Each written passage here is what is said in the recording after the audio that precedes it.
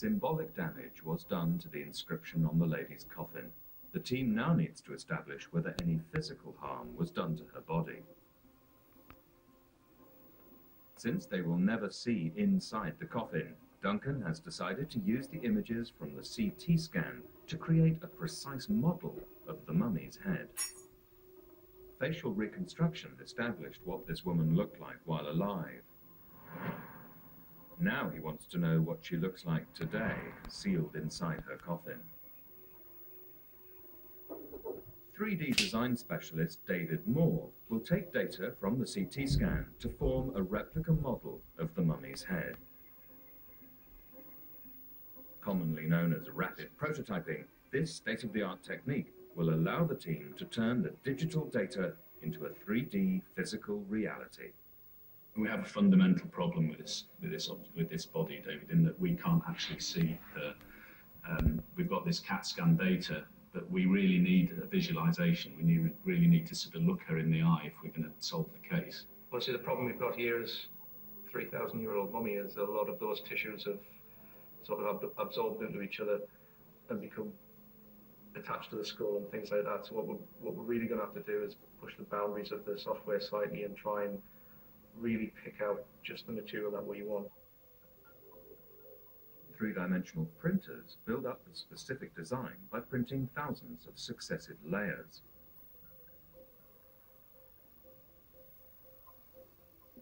The model is then created by alternating layers of glue and chalk powder. The 3D result is a dimensionally accurate head based on the source data from the CT scan. If you're observing a real mummy, you have to be so delicate, you know, contamination, all everything that goes with that. What you've got here is an exact representation of what's lying within the casket, yet you don't have to be delicate with it. You can slice it in half, see what's inside. In a way, you haven't actually got a body here, you're looking at data.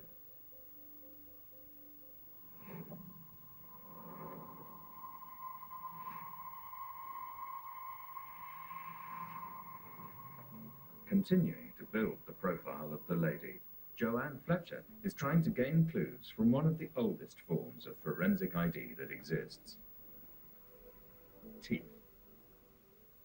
Dr. Ian MacLeod is a leading dental radiologist who specializes in the analysis of Egyptian mummies. One of the things we can see straight away, she's got a full set of teeth, including, importantly, her wisdom teeth, the third molars. And in most people, the third molar erupts in your mouth at around the age of about 18. And it takes another sort of 3 years for the roots to completely form. So if we look carefully, we can see these roots are fully formed. So automatically we can say this lady's over the age of 21. But if we look at this lady's teeth, we can see that this is the first molar. This erupts around the age of 6. The second molar erupts around the age of 12. And as we've said, the third molar about 18. Once the teeth are in the mouth, they start to wear. And in ancient Egypt, in fact, they probably wore their teeth quite rapidly. And if we look at the top of the teeth there, we can see that's worn quite a lot. This is a little less worn, and this one's worn, but not to a huge degree. So putting these sort of facts together, in fact, it gives us an age of around 30 at death. Life was hard for most people living in ancient Egypt, and the average life expectancy was low. A woman in her mid-40s would be considered elderly. So the fact that the lady was around 30 years old when she died makes it unlikely that she died of old age. Meanwhile, the 3D visualization of the mummy is almost ready. Without even laying a finger on the coffin, Duncan is about to see exactly what the lady's head looks like.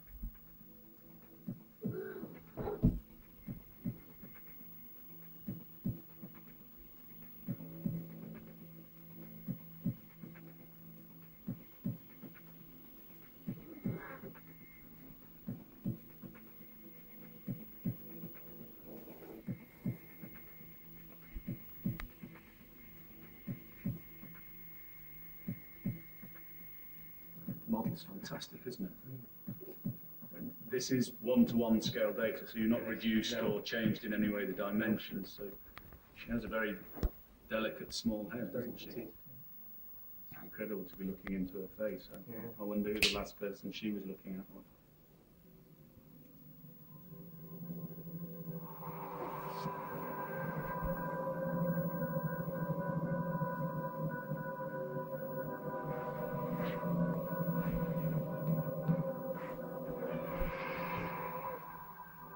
Thousands of years after her death, the mummy investigation team are trying to piece together how and why this Egyptian woman died.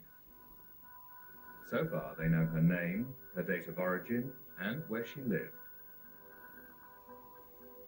And even though she remains sealed in a coffin, the team now has an extraordinary image of what the lady once looked like. They're now reconvening to try to work out their next step. What we have isn't just a confusion with the name. There's certainly confusion with this woman's job title, the job description. We've got clear evidence of misspelling because these signs should read Nebet Care, which means lady of the house. Right. And quite categorically, that's not what it says. When you look carefully, they've purposefully missed out the feminine T sign. So they're basically calling her a him. Exactly. And this is categorically wrong. And that's completely contradicting the ancient Egyptian belief systems. So we've had a good step forward as well with the data from the cloud mapping, from the point cloud data that we derived from the CT scan. And this is going to be the only chance I think we get to look at her in real life. And here she is.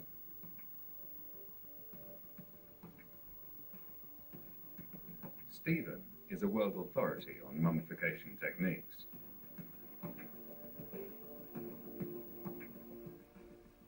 He immediately notices a glaring discrepancy.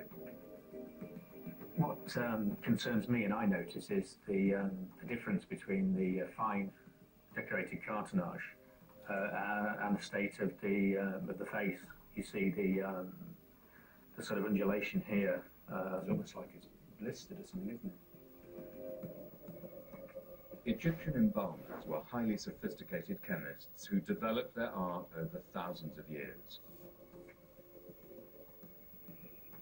A good embalmer would have preserved facial features to an incredibly high standard.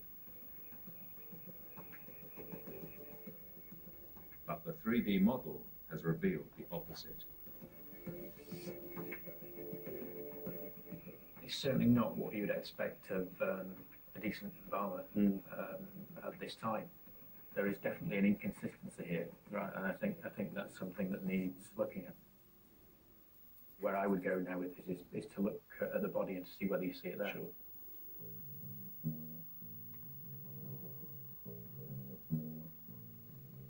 The evidence for foul play is building up. The team now need to find a cause of death for the lady.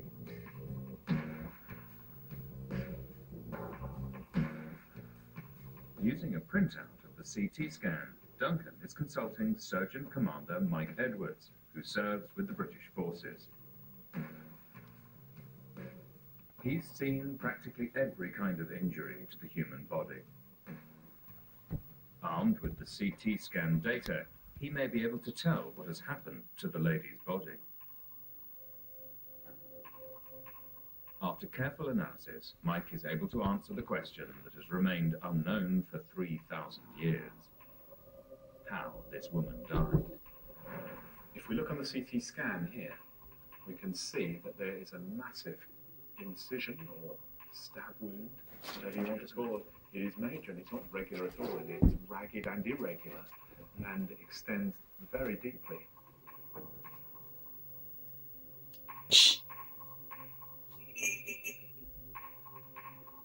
We're not talking about the mummification and the embalmer's incision here.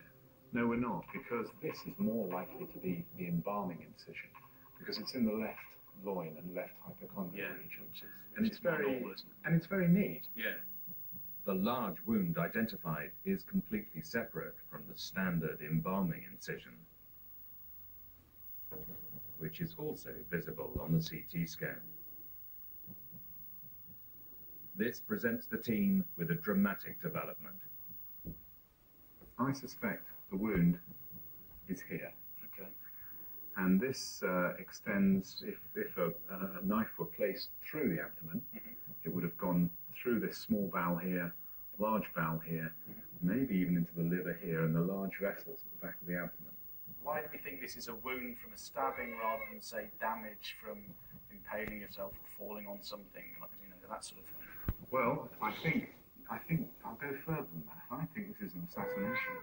I think the size of the wound tells us and the size of the wound.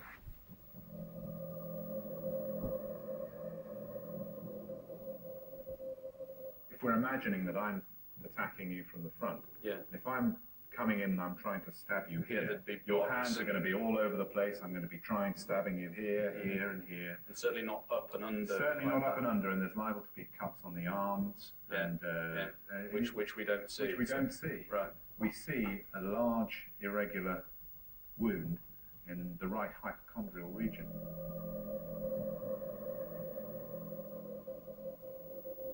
Our assassin would approach from behind. Right. I step from the rear, hand over the mouth, hand goes up, I twist my body in, knife rams up, then spinning it around and moving it around as much as possible to do the maximum amount of damage before pulling the blade out and making a run for it.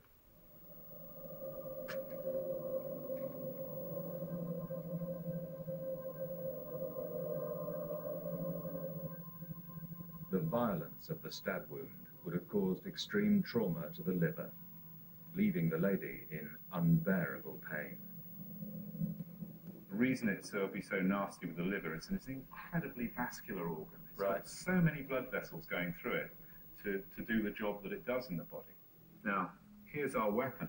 Now, you can imagine that if this is penetrating through the abdominal wall, goes up into the liver and lacerates here, and he gruddles it around, and he does as much damage as he possibly can. And you can see just how vascular this liver is, and all these little bile ducts here and blood vessels. This would have been pumping out blood, you know, at the rate of knots. Incredibly messy then. I mean, a lot of obvious signs. A lot of blood and guts. The guts would have been prolapsing out the wound. There had been an enormous amount of blood. So we have this graphic evidence for this vicious and violent and terminal assault on this 30-year-old woman. How long would it have been before she died? What would have been that sequence, do you think? I would think it would just have been a matter of minutes. If the knife had penetrated even deeper and maybe taken out the major vessels, the back death would have been, you know, in under a minute. Through her mind must have been passing all of that family and relations and what's happened and why has it happened and just amazing fear. I would think it would just be a world of pain. With the shocking revelation that this mummy was violently murdered,